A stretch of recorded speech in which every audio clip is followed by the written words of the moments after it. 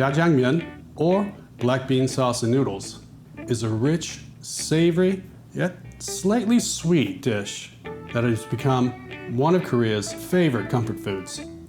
Think of this as Korea's version of Italian-American spaghetti and meat sauce.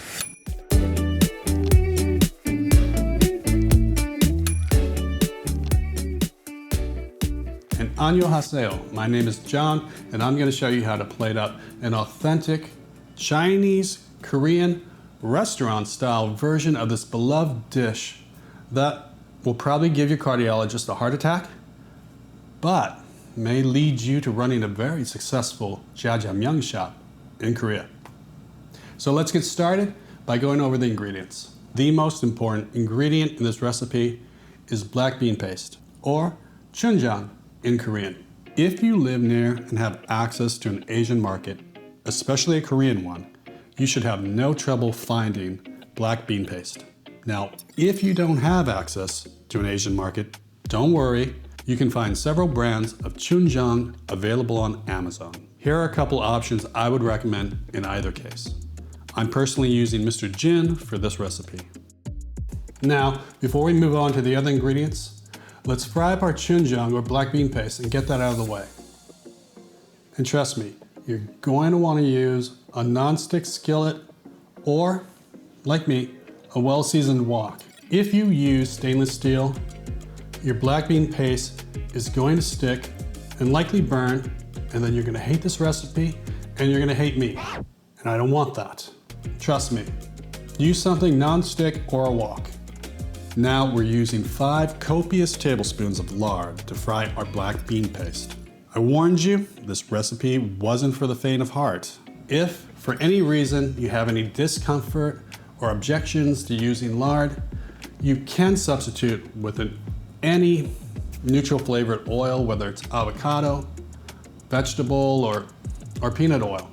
But lard really makes this dish and your face shine. But you do what's right for you. Since my lard is solid from being cold, I'm going to heat it up a little bit so it becomes fluid. Otherwise, you can just put both the black bean paste and lard or oil into a cold pan at the same time. Turn the heat up to medium or medium-low. As everything heats, gently stir the paste around in the fat. And if you're wondering why we have to even fry this, it's because frying Jjajang removes its bitterness while enhancing its savory and umami flavor. You should only have to fry this for about 3 minutes, depending on your heat. What you're really looking for are little bubbles in the middle of the black bean paste. Once you see these bubbles in the center of the paste, give it about 30 seconds, then remove it from the heat and pour everything into a heat-proof container for later use. Let's go over the rest of the ingredients. So first thing you're going to want to do is cut up 2 onions, roughly, or 600 grams. Start by just cutting in half. Cut off the ends. We have the north and south pole. And what I do is I cut east to west or west to east. And I'm going about a 1/2 inch.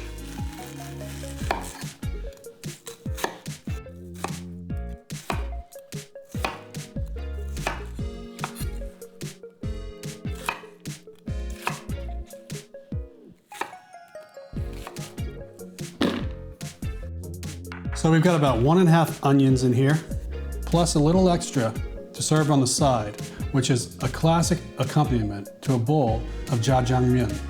Now you're going to want to keep all your onions, your cabbage, and your squash in this one bowl because you're going to be using it throughout the cooking process, and it's great to just have everything together. Now I've got a little less than 1/4 of our cabbage. I'm just going to take out the core, and then I'm going to cut it in roughly the same size.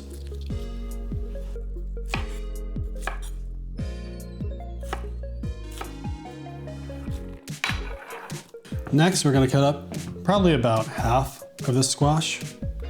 A Korean or Mexican squash is traditional, but if you can't find it, just use zucchini and no one will notice the difference. Next, we're going to cut up a green onion into about 2-inch slices, roughly. Now don't add these green onions to the onions, cabbage, or squash, or zucchini, because we're gonna use these to deep fry and infuse our cooking oil with the green onion flavor. Now we're gonna need about 1 to 2 teaspoons of ginger. So I'm just gonna lay down a little piece of paper towel, and I like to use a spoon, and I just slowly take off the outer layer. There you go. Easy peasy. You just want to cut some slices and then arrange them. Turn it, line up as best you can. And if you want, you can just go through it a little. Next, we need some cucumber for garnish. Since I'm only going to do a small serving, I'm going to cut it on the bias, and then I'm just going to make a couple slices. Try to line these up. Try to make nice, even, long slices.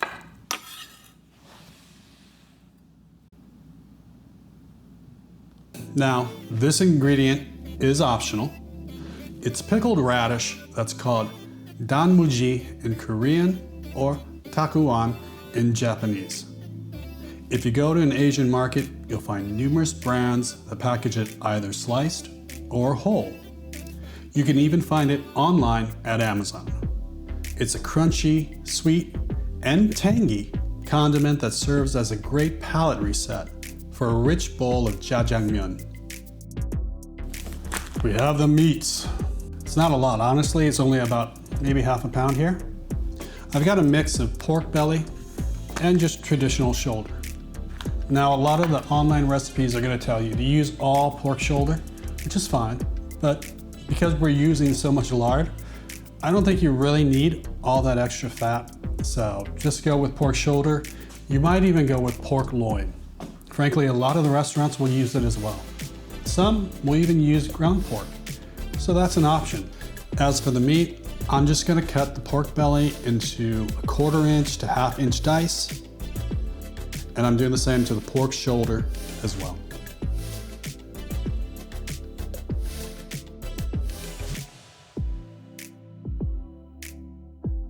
I got a little excited, wanted to start cooking right away, and forgot to go over some key spices that you're gonna need to make your jjajangmyeon. So let me go over them real quick so we can move on.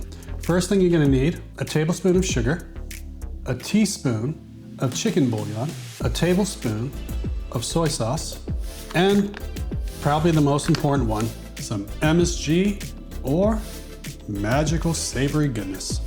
Now, I'm not gonna lie to you. If you want your jjajangmyeon to taste like what you would get in an authentic Chinese Korean restaurant, there's no getting around using MSG. We're only gonna use 1/2 teaspoon to maybe a teaspoon, depending on what we need. We're gonna need about 2 to 3 tablespoons of potato starch or corn flour mixed with an equal amount of water to make a slurry that'll help us thicken our jjajangmyeon at the end so it's the right consistency. About 1 cup of water that'll help create the gravy for your jjajangmyeon. Make sure this is warm before you add it in during the cooking process. One last critical piece that we need to address before we move on, and that's the myeon and jjajangmyeon. Now, noodles are important, obviously, to this dish. It has the name Noodles in it, and you have a lot of choices. If you go to an Asian supermarket, you'll find fresh noodles, you'll find dried noodles, and all different types of shapes, sizes, and ingredients. Traditionally, what you use for jjajangmyeon are these fresh udon noodles. If you can't find fresh noodles, and maybe all you see are the dried ones, there's nothing wrong with that either. Feel free to use those. Look for an appropriate one. Some of them will even say Jjajang noodles. So it makes your job a little easier. If for some reason you can't find Korean style noodles at your Asian grocery store, you have a couple different options. You could use ramen noodles, you could use udon noodles, either fresh or frozen. And honestly, if you still can't find any of those, and there is no Asian market in your area, you can get away with just using spaghetti noodles. Now, you don't want to cook them al dente. You'll want to cook them a little past that. Before you start cooking, you may as well get a pot of water boiling for your noodles. Now we're ready to cook, but before you get started, make sure you have all your ingredients at the ready because this dish cooks really fast and you don't want to be scrambling trying to chop something up or measure something out. You want to be able to just throw it in and move on. Let's get some heat going. Look at that. Now we're cooking with gas. So now let's just empty all our delicious lard. So you just want to move that around, coat your wok. Now we're going to throw in our green onions. We'll let those fry a little bit.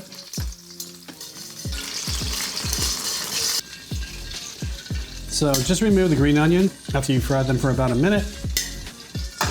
You turn it to the heat.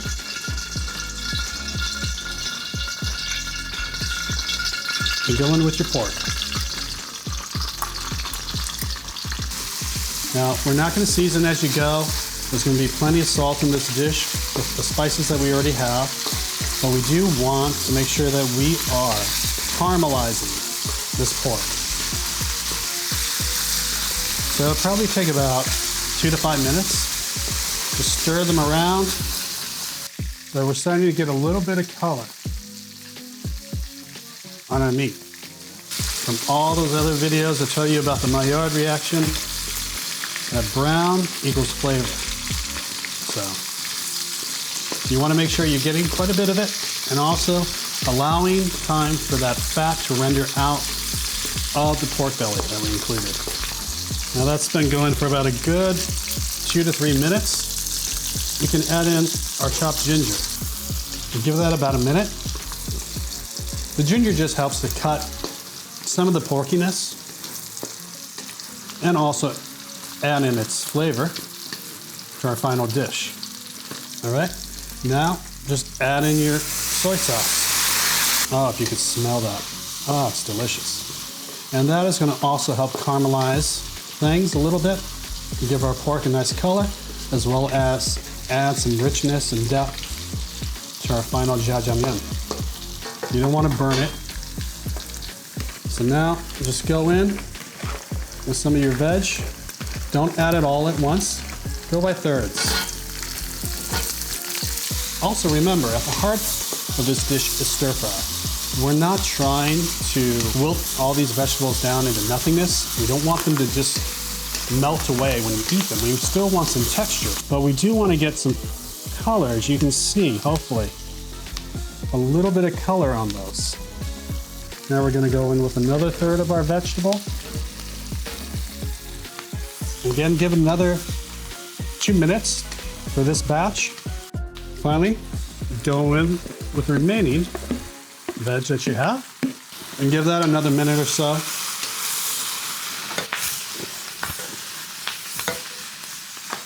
Now I'm going to add the sugar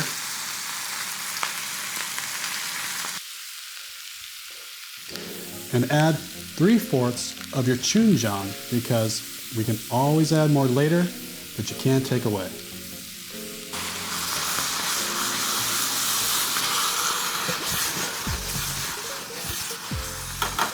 Now I'm going to add the chicken broth or bouillon. I'm going to add the MSG and our water. Because our water was hot, you can see we don't have to wait for this to come up to the boil. It's already there. Now at this point, if you don't think it's dark enough, you can simply add just a little more of your bean paste. Check the color. Add more bean paste if you want it a little darker.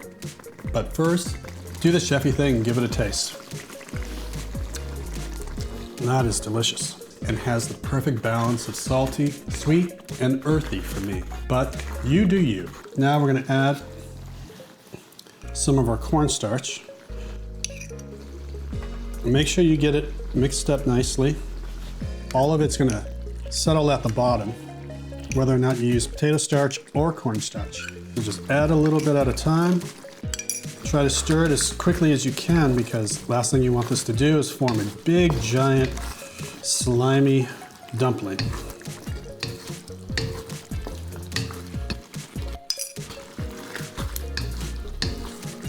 Now you can add a little more water if you think it needs it.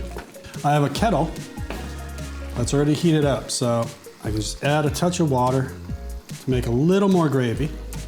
We'll put this on the back stove there just to keep it warm, but it's all done. Now before you start boiling your noodles, make sure you have a cold bowl of water, because as soon as our noodles are done, after the recommended cooking time, we're gonna dunk them in cold water to arrest their cooking. And then we'll just pop them back in the warm water to heat them up just for 5-10 seconds tops. One of the serving sizes in the noodles I bought was 8 ounces. Now, that's a Korean appetite, and frankly, I'm only half Korean, so I'm going with 5 ounces. All right, let's add our noodles. Stir them around a little bit. Now, because these are fresh noodles, they're covered in a lot of starch. You're gonna see a lot of foam start to develop because of that starch. And when it does, all you need to do is just add either cold water to tamp down the heat, or you can just simply take it off the heat and those bubbles will slowly subside. Put it back on the heat. I'd really recommend using a much larger pot with a lot more capacity, then this won't become such a big problem. And if it's really bubbling up quite a bit, just turn down your heat a little bit. I think it's that time.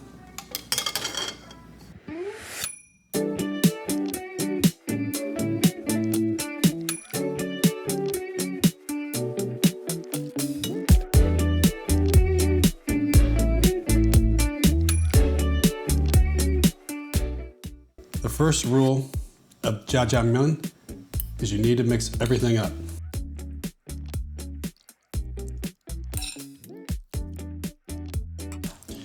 Get a little aggressive with it. This is what it all comes down to. Come on, it's absolutely delicious. Don't forget to enjoy some pickled radish or onion dipped in some fried Jjajang to reset your palate. Well, I hope you like this video. I hope you like this recipe, and I hope you give it a try. And if you did enjoy this, I hope you'll think about giving me a like, subscribing, and hitting that bell notification. Until next time, I wish you many happy and memorable food adventures.